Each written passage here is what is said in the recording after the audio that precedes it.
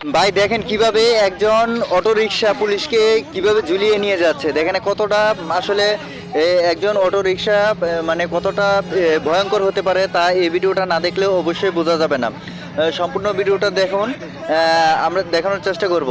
দেখেন আসলে ঘটনাটি আমাদের এই ভালুকা ময়মনসিংহ জয়না বাজারে হয়।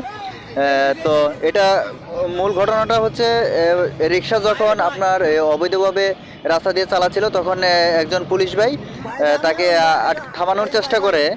আর তখনই কি করলো অটো ড্রাইভারটা আমাদের এই পুলিশ ভাইকে দেখেন গাড়িতে বাজায়া তারপর কিভাবে সাঁচড়ে নিয়ে যাওয়া হচ্ছে।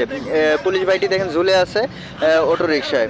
তো আসলে একজন অটো চালক এতটা ভয়াবহ রূপ ধারণ করতে পারে তা এই ভিডিওটা না দেখলে আমরা কখনোই বুঝতে পারতাম না। অবশ্যই আপনারা দেখতেছেন এটা হচ্ছে ঢাকা ময়মনসিংহ মহাসড়ক।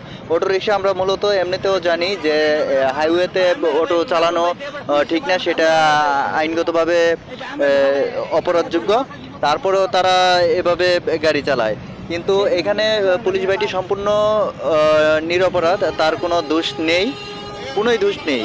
কিন্তু অটো চালক বাইটি আসলে যে কাজটা করতেছে এটা খুবই মর্মান্তিক এবং এটা খুব খারাপ একটা আচরণ করা হচ্ছে এই মুহূর্তে আমাদের এই বেটিকে। দেখেন এই শেষ পর্যন্ত এই যে আমরা এই জায়গায় চলে আসলাম, এই দেখেন এই যে পুলিশ বাইরে কিন্তু অলরেডি আটক করে ফেলেছে।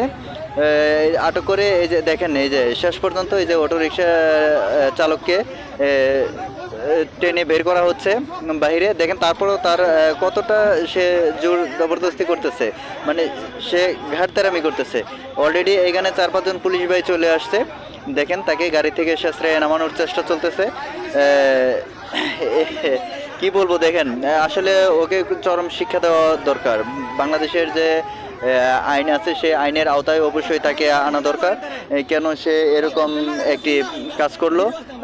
এখানে পুলিশ ভাইয়ের কোনো দোষ ছিল না, আমি আবারও বলি পুলিশ ভাইয়ের এখানে কোনো দোষ ছিল না, বাইটি নিরুপায় ছিল। কিন্তু তার সাথে যে ব্যবহারটা করলো অটো রিক্সা এটা সম্পূর্ণ বেআইনি একটা। এরকম কোনো আচরণ অবশ্যই আমরা কোনো অটো রিক্সার চালক বা এমনি কোনো মানুষের কাছ থেকে আমরা কখনোই আশাবাদী নই। তারপরেও কেন সে এরকমটা করলো?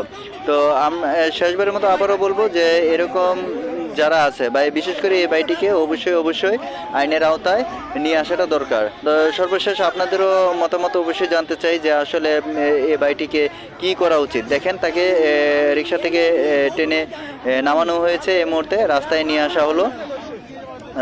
অবশ্যই তাকে পুলিশ এই মুহূর্তে নিয়ে যাবে। তো আজকে এ পর্যন্ত।